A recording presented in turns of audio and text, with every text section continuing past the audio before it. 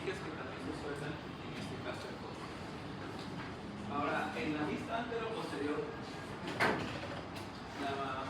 la columna normalmente es recta, ¿no? Pero en ninguna vista lateral hay que recordar que tiene curvaturas, ¿correcto? Curvaturas. Estas curvaturas hay que tener que definirlas en la parte práctica en función a lo que es la convexidad o a la concavidad. Normalmente la curvatura de repente más importante acá viene a ser la parte lumbar.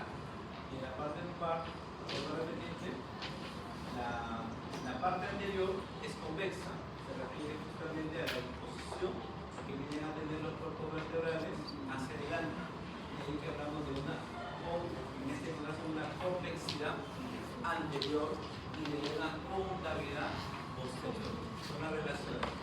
En cambio arriba, en la parte torácica, es distinto, ¿no? Porque acá hablamos de una concavidad anterior y de una convexidad posterior. Entonces son relaciones que podemos revisar en este caso sobre las curvaturas que tiene esta columna. Ahora, ya irnos a la parte cervical, recordemos que las vértebras cervicales se van a clasificar, en este caso en dos grupos acá. Hay un grupo que se llama las vértebras cervicales típicas, ¿ya? Y las atípicas, por supuesto. Las atípicas vienen a ser la C1, la C2 y la C7, ¿ya? C1, C2 y C7 son las atípicas. Pero las típicas, ahorita hablemos de manera general. Cuando uno clasifica una vértebra, la vértebra normalmente tiene 5 partes.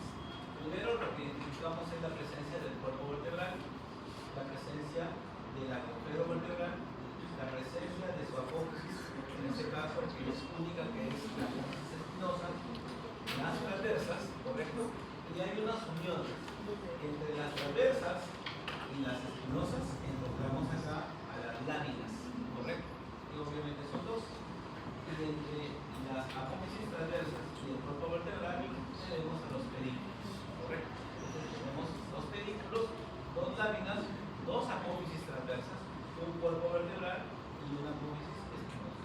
El agujero vertebral cambia de forma, va a depender justamente de la localización o del segmento. Ahora, volviéndonos a lo que es la vértebra cervical típica, aparte de lo que hemos mencionado, la característica fácilmente reconocible es la presencia de estos agujeros, ¿no? Que están en la región transversa. Se le puede llamar agujeros de conjunción también. Entonces, estos agujeros, ¿correcto? Que son obviamente están presentes en las 7 vértebras cervicales, se caracterizan porque van a contener a los vasos vertebrales, es decir, hablar de arterias y venas vertebrales. Definitivamente las arterias son las más importantes, porque esas arterias van a ascender y recuerden que van a ingresar después de la columna hacia arriba está el hueso occipital y ascienden estas dos arterias y a nivel de lo que es la protuberancia se van a unir para formar la arteria basilar, ¿ya? Eso lo vamos a ver en la anatomía, pero esto de acá no lo olviden, tiene mucha importancia. Ahora, la disección, recuerden que casi hablamos de secciones. La C7, que es la vértebra prominente, como se le conoce también, se caracteriza porque sus agujeros transversos, ¿no? Que las que estamos viendo acá, no contienen arteria. ¿Estamos de acuerdo? Entonces, de manera común, para consolidar la idea, vamos a encontrar arteria y vena, pero a nivel de la C7 solo venas. ¿Estamos de acuerdo? Solo venas. Ahora, aquí vamos a encontrar que en los bordes del cuerpo hay unos procesos fungiformes que no están presentes en todas las vértebras, ¿estamos de acuerdo? Pero como ves acá, son, digamos, como unas elevaciones, de tal manera que cuando tú tomas en la mano una vértebra cervical, a través de esos bordes puedes tomar la vértebra. Entonces son acá estos bordes de estas elevaciones. Ahora, otra cosa que me olvidaba, este cuerpo vertebral en una vértebra cervical tiene una forma cuadrilátera, es característica, la forma cuadrilátera. Y no olvidemos que el borde es tejido compacto y la parte central tejido compuesto. Entre vértebra y vértebra no olvidar que nosotros vamos a encontrar un cartílago, ¿ya? Que va a permitir la articulación intervertebral. Acá en las vértebras, por si acaso, hay diferentes carillas, pero si uno habla solamente de la unión de cuerpos vertebrales, la articulación se denomina intervertebral.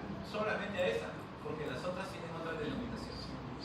Otra cosa que me olvidaba es que acá también vamos a encontrar carillas articulares, ¿correcto? Obviamente, entre vértebra y vértebra vamos a encontrar aparentemente 4 carillas, ¿correcto? 2 y 2 abajo, aparentemente. Pero como vamos a ver, algunos van a tener más de 4 carillas articulares. ¿Ya?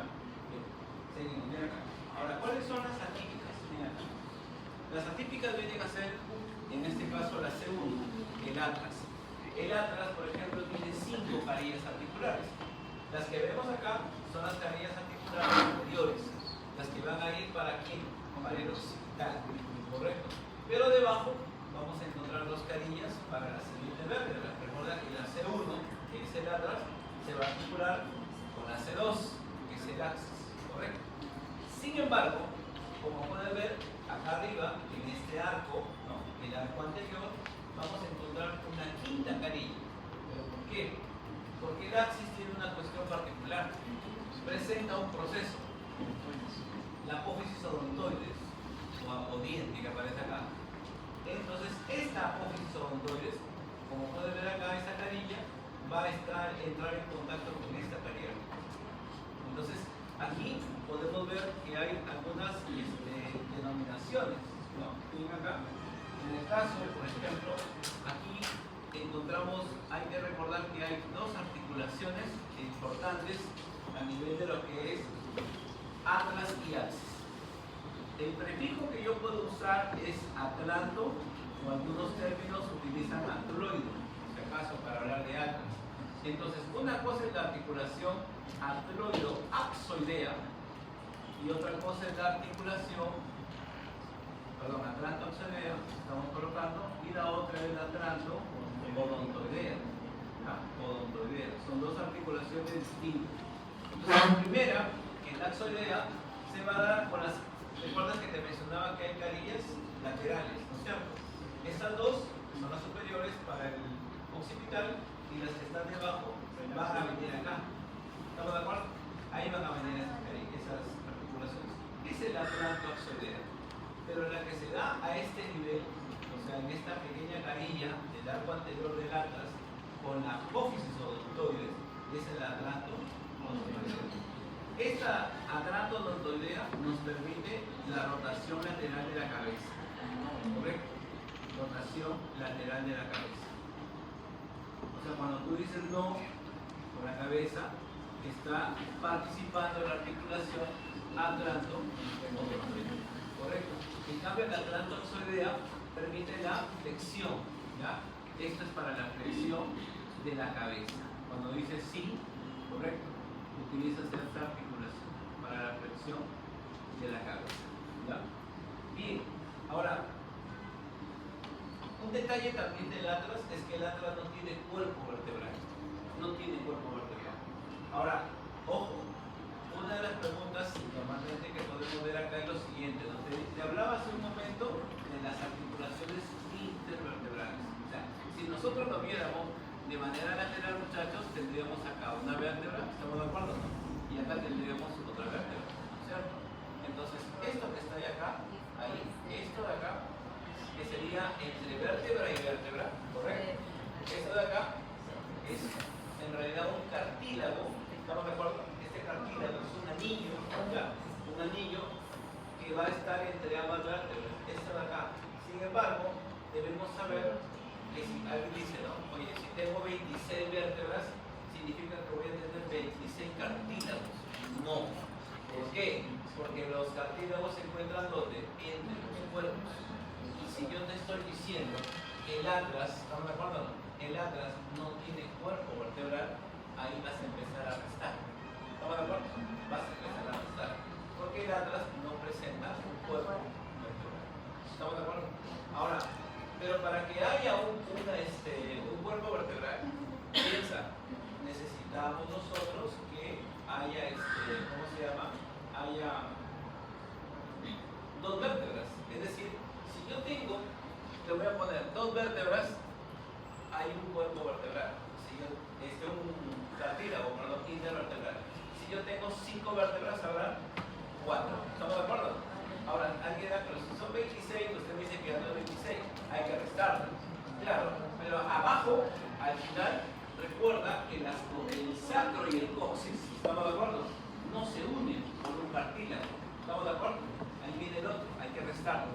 En total, por si acaso, lo que vamos a encontrar es que hay solamente 23, en este caso cartílagos entre vértebra y vértebra. Pero recuerda que deben estar ¿dónde? Entre los cuerpos vertebrales, ¿ya? Entre los cuerpos vertebrales. Ahora, ojo, aparte también vamos a encontrar que las vértebras no solamente se unen a través de articulaciones, sino que se van a fijar a través de ligamentos, ¿ya? Ligamentos que lo vamos a ver después.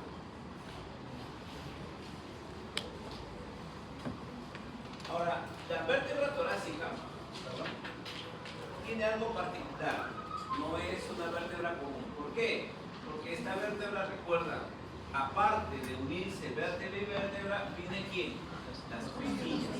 Entonces las costillas van a darle un aspecto muy particular. Entonces, un poquito para que me entiendas acá. Si yo tengo, miren acá muchachos, yo tengo acá, vamos nuevamente con la gráfica, yo tengo acá una vértebra, miren acá muchachos, yo tengo acá una vértebra, ahí, mira, quiero que me entiendan de esta manera, ahí. Acá viene la otra vértebra. Entonces, ¿qué sucede? Acá está el cartílago. Cuando llega la costilla, ¿ya? Cuando va a llegar la costilla, aquí viene el detalle, ¿no? Que la costilla viene de esta manera, acá, y hace esto. Es decir, su zona articular, ¿estamos de acuerdo?, va a tomar aparte, ¿estamos de acuerdo o no? ¿Sí ves esto? Parte del cuerpo vertebral de la vértebra superior, ¿estamos de acuerdo? Y también va a tomar parte, acá, ¿no?, de la vértebra inferior. ¿Sí me dejo entender o no? ¿Sí? Significa entonces que una sola costilla está tomando unión con dos vértebras que son contiguas. Entonces, como no es una carilla completa, a eso se les llama semicarillas o hemicarillas. ¿Estamos de acuerdo? Entonces, por eso es que lo vemos de esta manera, ¿sí? Es decir, si yo tuviera otra vértebra acá, vamos a colocarla acá, otra vértebra aquí, ¿estamos de acuerdo? Entonces, esta vértebra, la costilla que viene, está haciendo esto de acá. Una unión acá, ¿estamos de acuerdo o no? Y la otra unión que es esto de acá. ¿Queda claro? Entonces toma 2 puntos de 2 vértebras contiguas. Eso es lo que normalmente hace. Entonces, los cuerpos vertebrales, ¿ya?, los cuerpos vertebrales van a presentar en total 4 hemicarillas. 2 a la izquierda, ¿estamos de acuerdo o no? Y 2 a la derecha. ¿Está bien o no? 2 a la izquierda y 2 a la derecha.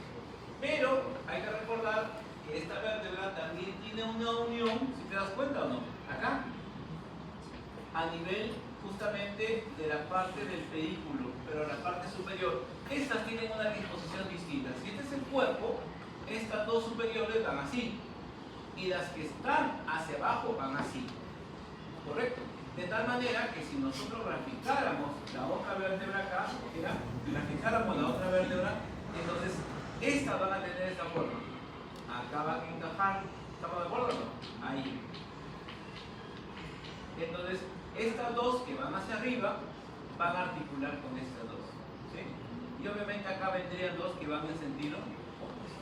Entonces, a nivel de la parte de los pedículos, nosotros nos vamos a encontrar entonces con ¿cuántas carillas? Con 4, con 2 superiores y con 2 inferiores. Y no olvidar que el cuerpo ya tiene 4. Y acá viene el otro tema. Esto de acá es la apófisis transversa. Ya sabes, esta es la espinosa, esta es la transversa. Entonces la transversa, ¿qué tiene de particular? Mira acá. Y cuando llega la costilla, ahora lo estamos viendo en otro punto, la costilla hace esta unión. Miren acá, la costilla hace esta unión. Quiere decir entonces, esto es la costilla. Significa entonces que cuando la costilla llega, ¿estamos de acuerdo? La costilla llega a la vértebra, se unen 2 puntos. Se une en la apófisis transversa y en el cuerpo vertebral a través de una hemicarilla. ¿Correcto? Entonces, Las apófisis transversas ahora también presentan, recuerda que son dos, también presentan carillas. O sea, en total, el cuerpo vertebral tiene 4. Los pedículos tienen 4, los superiores y los inferiores. Y las transversas tienen, que en total van a ser 10. Sin contar arriba.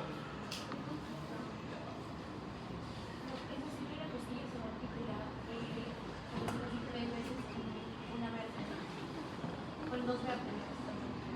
Sería en la parte superior, la parte inferior de la de arriba y la de abajo, o la parte superior y al costado. O sea, digamos así, tenemos una vértebra, tomemos un lado izquierdo, entonces ahí se va a unir, primero se une a la apófisis transversa, pero también se une a ¿qué? A la hemicarilla superior y a la hemicarilla correcta. Claro, pero la hemicarilla superior va una. Por eso te diría que el comentario tuyo sería entre dos va una. ¿Estamos de acuerdo? Entre dos ahí va una sola cosilla. Eso es típico. Pero acá estamos contabilizando solamente mirando una dorsal. Ahora, las dorsales, escúchame, cuando tú giras la dorsal, porque acá la estamos viendo en vista lateral, esta es la característica más particular, la presencia de una apófisis espinosa en sentido caudal. Eso es lo que me ayuda. Sin embargo, esto no es, o sea, la vértebra cervical, si tú la pones en esta posición, esta está ahí, o sea, está en el mismo eje.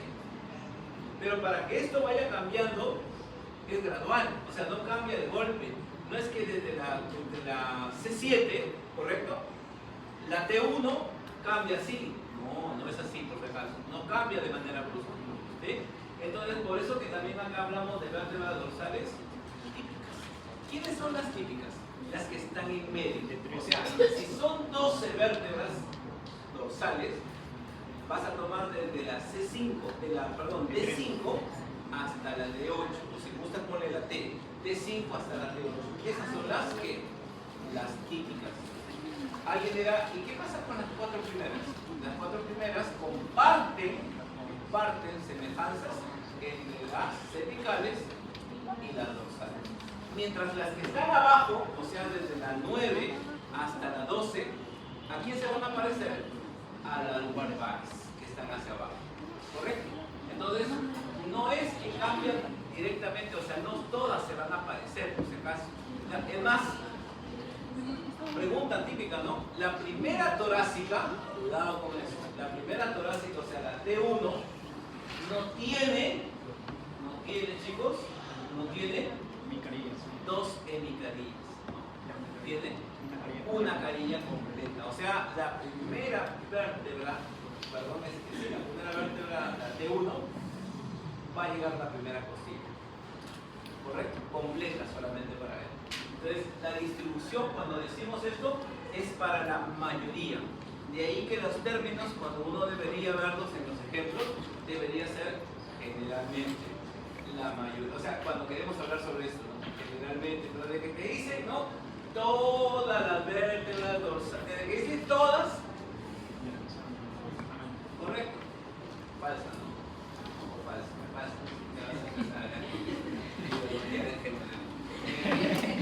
Bien, seguimos. Vamos a continuar.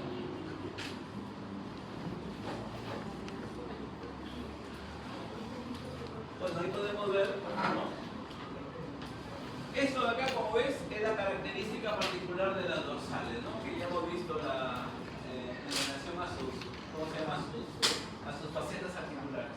Pero en el caso de la lumbar, miren acá, la lumbar es la que tiene el cuerpo vertebral prominente, ¿correcto? Prominente, mucho mayor, ¿no? Comparado con todas las otras estructuras que forman parte de lo que es ¿cómo se llama? Lo que viene a ser las apófisis transversas. Ahora, lo llamativo acá, como vas a ver en la parte práctica, es que van a presentar entre la apófisis transversa y la apófisis espinosa otro proceso, ¿correcto? Que obviamente por la forma que tiene, por la forma que es obviamente desigual, llama la atención porque pareciera que fuera otro proceso, ¿no? Es el proceso mamilar o la apófisis mamilar, que obviamente tiene una carilla articular, obviamente una para cada lado. Y un detalle, si te has dado cuenta, ¿no?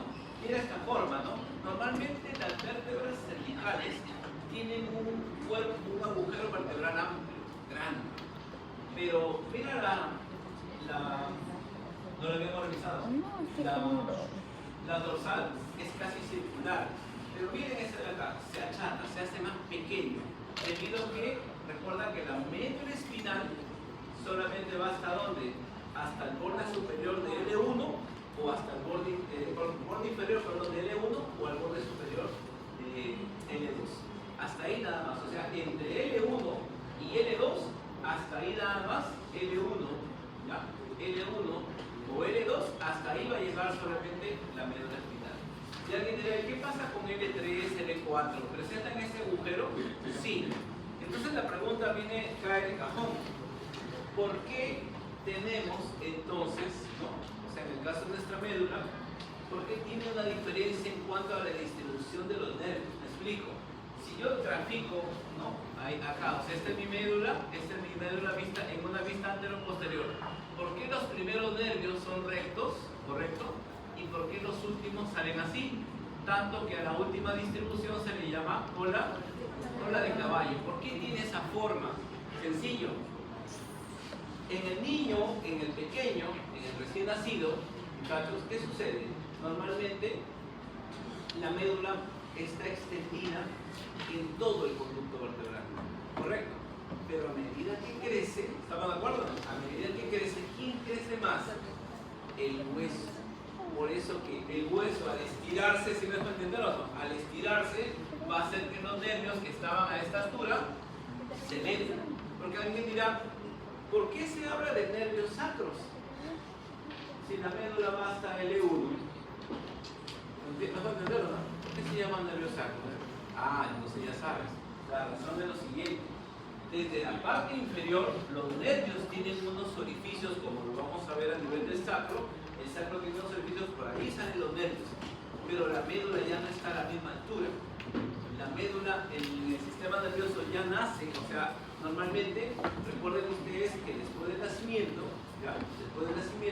viene el proceso de desarrollo, ¿correcto? En cambio, para las otras estructuras todavía están en etapa de crecimiento. Crecimiento y desarrollo no son dos cosas iguales, ¿estamos de acuerdo? Pero normalmente el osteomuscular, por eso tenemos una talla determinada, el osteomuscular sigue creciendo, pero el sistema nervioso normalmente va a desarrollarse. Y ahí la diferencia.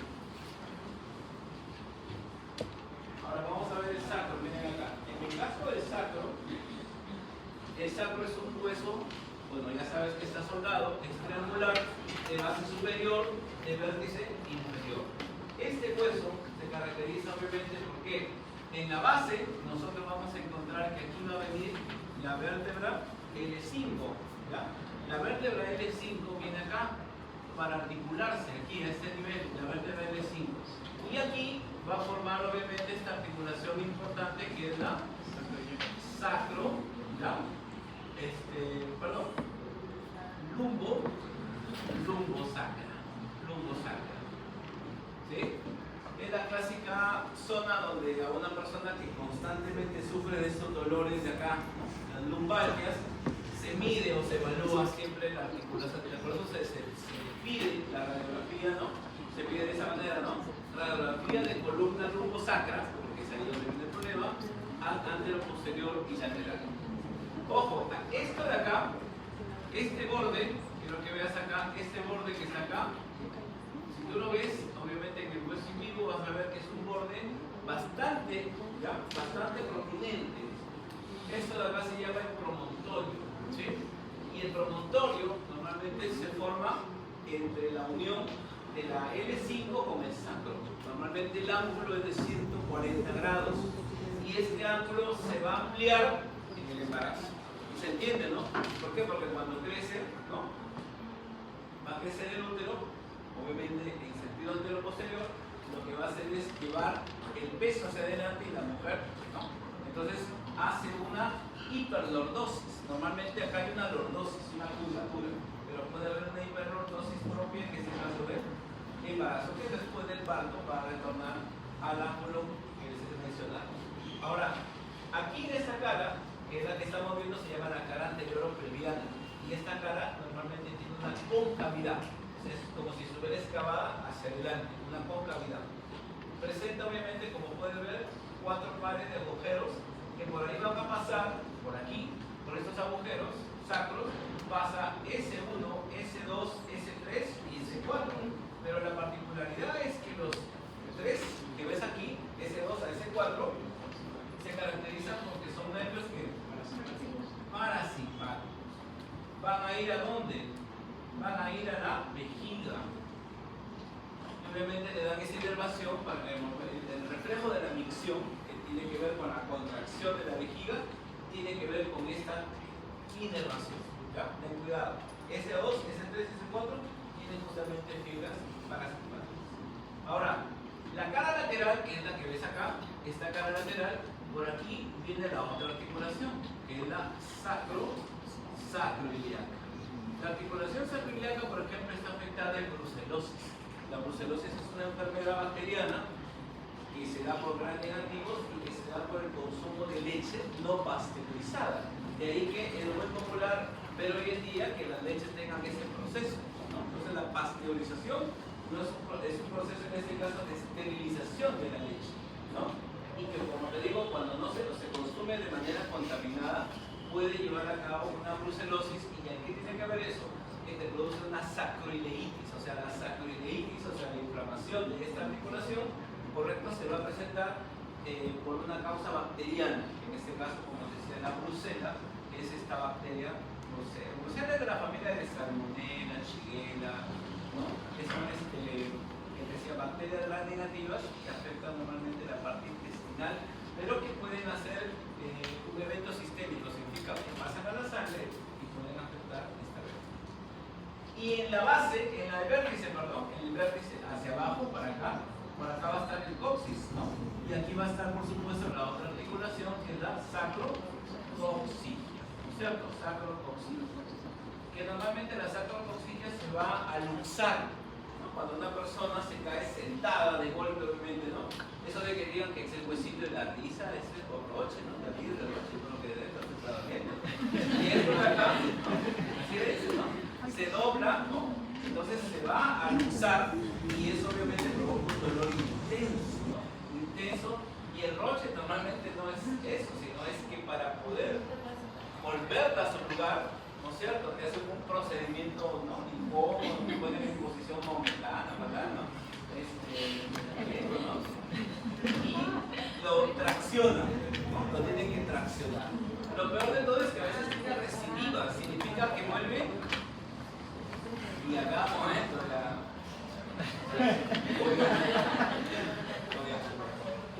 Bien. Ahora seguimos.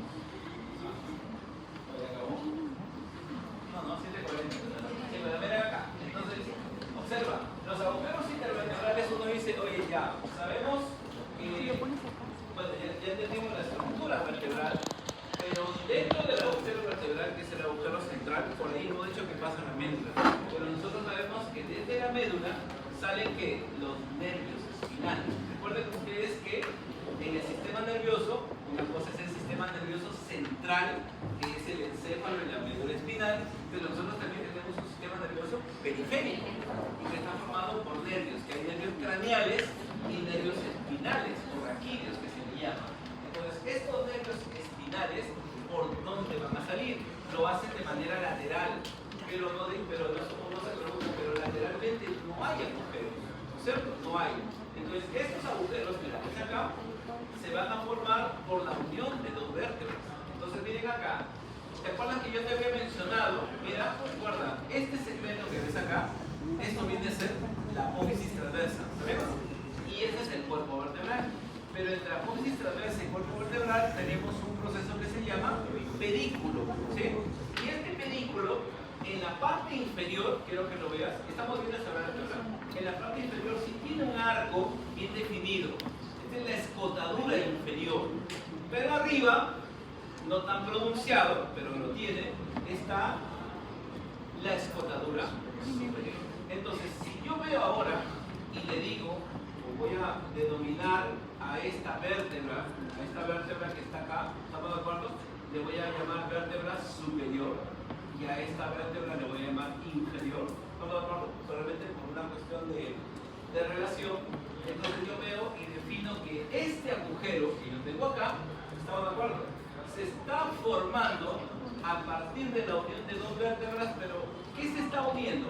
La escotadura que inferior, porque recuerda que esta es la superior, ¿no? Inferior de la vértebra superior con la escotadura superior de la vértebra inferior, ¿no? Entonces es un trabalengua, pero que me define qué es un agujero intervertebral. Por ahí, ¿qué sale? No solamente va a salir, escúchame acá, no solamente va a salir el nervio, porque deben saber ustedes que el nervio cuando sale, vamos a poner acá, el nervio, esta es la cara anterior. Hacia atrás, quiero que veas acá, la mayor parte va hacia adelante, la mayor parte del nervio va hacia adelante, pero una pequeña parte, acá, va hacia atrás, es decir, hacia la espalda casi no hay mucho por inervar.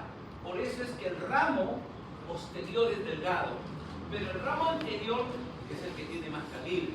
Sin embargo, dentro de estas ramas vamos a ver que existe un ramo que se llama meningio.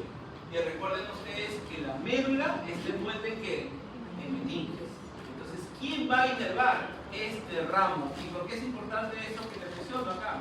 Porque este ramo va a regresar, o sea, va a volver a ingresar, ¿sí? Entonces, está dentro del, por eso lo explico, está dentro del contenido del agujero intervertebral, no solamente está en el espinal, sino también el ramo meningio, que va a retornar para inervar a las meninges que están envolviendo a la médula espinal.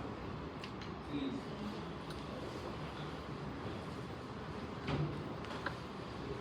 Bueno, y habíamos hablado ya de las articulaciones. Te había mencionado que las articulaciones podemos encontrar las que hay entre el cuerpo vertebral y también las articulaciones que se dan a nivel de las facetas articulares posteriores.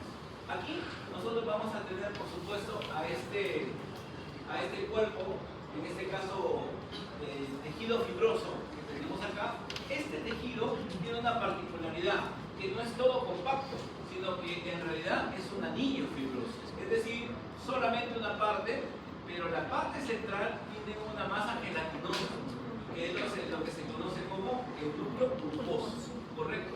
Y es más, este núcleo pulposo es el que normalmente se puede salir. Recuerde que cuando una estructura que está contenida puede salir, a eso se llama herniación. Nosotros estamos acostumbrados a hablar de hernias con un contenido visceral. Claro, tú hablas de una hernia umbilical, una hernia inguinal, definitivamente el contenido es una víscera, normalmente es un asa intestinal.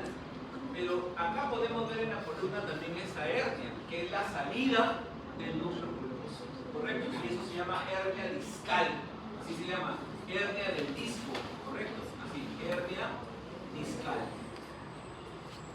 o hernia del disco. Entonces, a esta estructura se le da esta denominación, ¿no? Se le llama también disco intervertebral. Pero entonces, este disco, ¿cómo está conformado? Está conformado por dos partes. Un anillo fibroso, ¿ya? Un anillo fibroso que adopta la forma del cuerpo, ¿sí? Intervertebral y obviamente el núcleo pulposo que está en el centro. Ahora, este anillo fibroso, para terminar acá, tiene una forma diferente, porque aquí dirán, ¿por qué tiene curvaturas la columna? Y no es porque la forma de la vértebra cambie, no, me explico, no es que cambie, sino que tú tienes esto, no miren acá, yo tengo acá una vértebra, para que me entiendas acá, tengo una vértebra acá, esta es mi vértebra, acá. Pero ¿cómo hace para que cambie curvatura? Hace esto, muchachos, miren acá. No sé si me dejo entender. Miren acá. Y acá, miren la forma que tiene, ¿se dan cuenta, no? Es decir, el anillo fibroso se ensancha hacia adelante, ¿se me deja entender o no? Y se adelgaza hacia atrás. La vértebra no cambia de tamaño. Estos son los que empiezan a tener diferentes diámetros, lo que va a provocar que la columna tenga curvaturas. Pero normalmente las vértebras tienen la misma forma, pero cambia de acuerdo a la forma que va adoptando el anillo, en este caso el disco intervertebral. Disco intervertebral.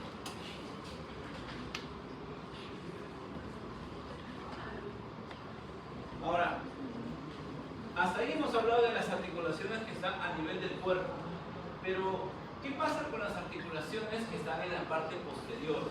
Le decía que acá hay otras carillas que se encuentran a nivel del pedículo, ¿correcto? Entonces, esas articulaciones que vemos acá, entre pedículos, acá, se van a denominar sigapoficiales, ¿correcto? Estas articulaciones tienen con la particularidad que, acuérdate de algo, chicos, no se olviden. Cuando uno ve desde el punto de vista general el tema de articulaciones, escuchan acá, el tema de articulaciones, uno dice lo siguiente, ¿no? Las articulaciones se van a clasificar en tres grupos, en las que son diartrósicas, ¿también o no? Diartrósicas, las ampliartrosis, ¿sí? Ampliartrosis y las sinartrosis. Sinartrosis. Entonces, hasta ahora, cuando hemos hablado de miembro superior, miembro inferior, hemos hablado de pura articulación diartrósica, tiene movimiento. Pero cuando tú hablas de la columna vertebral, que estás acá, las articulaciones, vamos a poner acá, las articulaciones intervertebrales, ¿está bien? Intervertebrales, como te habrás dado cuenta, ¿qué es lo que los une? Un disco, ¿correcto? Pero no hemos hablado en ningún momento de cápsula articular, membrana sinovial, no hay nada de eso. ¿A quién le corresponde esa característica? A las diartrósicas. Por eso es que a las diartrósicas también se les conoce como articulaciones sinoviales. Entonces, esta articulación tiene esa particularidad, es decir, presenta líquido sinovial. Entonces, es un tipo de articulación diartrósica. De ahí que la columna no solamente se mueve gracias a esta articulación. Recuerda que la ampliartrosis es un movimiento limitado, ¿sí? Pero si uno ve, la columna no es que sea tan limitada. ¿Por qué? Porque obviamente la parte posterior permite esos movimientos, y vuelvo a repetir, de manera general se denomina sigapoficiales. Las sinartrosis son, de todas maneras, solamente para terminar la idea, las que no tienen movimiento. Acá, por ejemplo, tienen las suturas, ¿no es cierto? Las suturas que están a nivel del cráneo. Ahí son tres tipos de sutura, ¿correcto? Entonces son diferentes estas articulaciones. ¿Ya? Seguimos.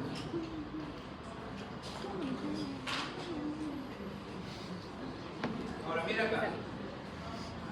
Para que veas que este tema de la columna no es algo tan simple. Miren acá. Ahora, ya hemos visto las articulaciones intervertebrales. Ya hemos visto que atrás hay articulaciones sigapoficiales. Pero ahí no termina todo. Porque la columna debe tener una estabilidad. Y miren acá. Este es el cuerpo vertebral. Recuerda, para que te vayas ubicando, recuerda que las apófisis, ¿qué? Las apófisis espinosas son las que tú te tocas en la espalda. Posteriores son, ¿ya? Y adelante, aquí viene el tema, adelante de los cuerpos vertebrales, entonces tenemos un ligamento, ¿ya? Que en este caso viene a ser el ligamento longitudinal anterior. Y mira, y dentro del agujero vertebral, pero pegado al cuerpo, ¿lo ven o no?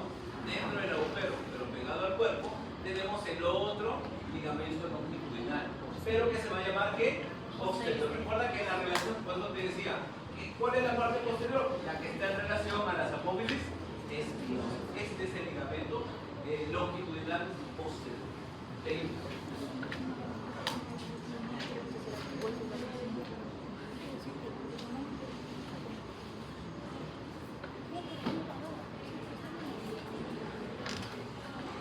Miren acá.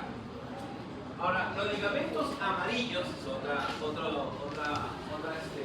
denominación, se van a caracterizar por qué. Recuerden ustedes que hemos hablado que, vamos a verlo de esa manera para recordar acá, mira. Cuando nosotros tenemos, vamos a graficar una vértebra, tenemos acá el cuerpo vertebral, ¿estamos de acuerdo o no? Luego tenemos la apófisis transversa y la espinosa que viene para acá. Acá viene a estar el agujero vertebral. ¿Estamos de acuerdo? Habíamos dicho que estos de acá vienen a ser ¿qué?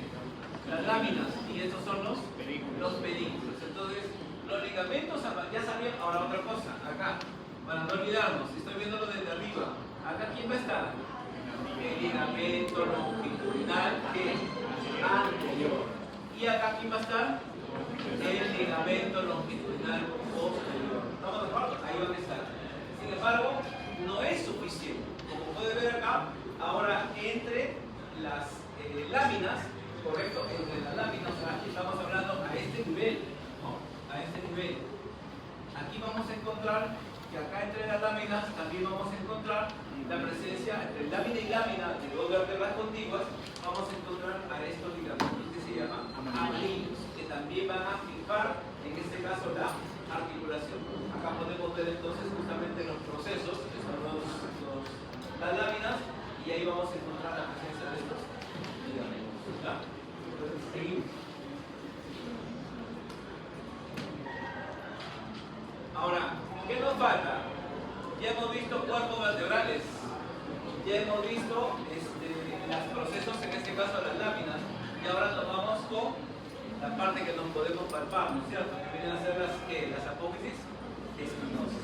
Estas apófisis espinosas, como ves acá, presentan también los ligamentos, pero el tema está en la parte superior. Quiero que veas acá, la parte superior tiene una particularidad. ¿Cuál? Que desde la base, desde el occipital, que acá del hueso occipital, desde la base hasta la C7, nosotros nos vamos a encontrar justamente con este ligamento que tiene una base o una forma triangular, ¿no es cierto? Tiene una forma triangular acá. Miren este segmento, muchachos, miren acá. ¿Tiene una forma triangular o no? ¿Sí? Ahí. Entonces, eso se llama ligamento nucal, ¿correcto? El ligamento nucal. Está en todo lo que es la parte cervical, o sea, la parte del cuello, la parte posterior. Pero del C7 hacia abajo, ¿estamos de acuerdo? Del C7 hacia abajo ya se va a denominar ligamento supraespinoso. ¿Estamos de acuerdo? Ligamento supraespinoso.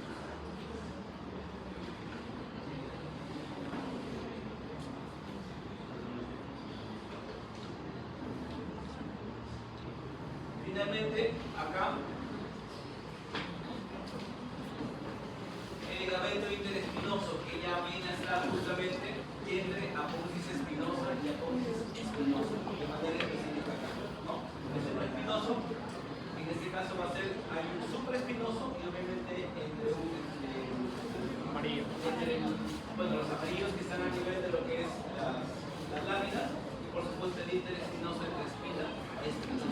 Entonces, hay varios. Entonces, si revolvemos un poco la idea, tenemos entonces que a nivel de articulaciones, nosotros vamos a encontrar primero que entre cuerpo vertebral y cuerpo vertebral que hay un disco intervertebral. Ese disco está formado por un anillo, ¿estamos de acuerdo? Un anillo que es fibroso y un núcleo pulposo. Esa es la articulación intervertebral. Atrás, sabíamos que las articulaciones, las facetas articulares se llaman cigomaxiales, y que son un tipo de articulaciones diartrósicas porque presentan líquido sinovial, cápsula articular. Ahora, entre vértebra y vértebra se va a reforzar con ligamentos. ¿Qué ligamentos? En la parte anterior del cuerpo vertebral, ¿quién está? El ligamento longitudinal anterior. Y detrás del cuerpo vertebral, el ligamento longitudinal posterior. Luego vamos a encontrar que entre lámina y lámina vamos a encontrar Amarillos. Pero también vamos a encontrar que entre apófisis espinosa vamos a encontrar a las interespinosas y también al supraespinoso, y a nivel del cuello del nucal. ¿Estamos de acuerdo? Entonces son los reforzamientos que tienen esta columna. Y eso es para la 7:40, ¿no?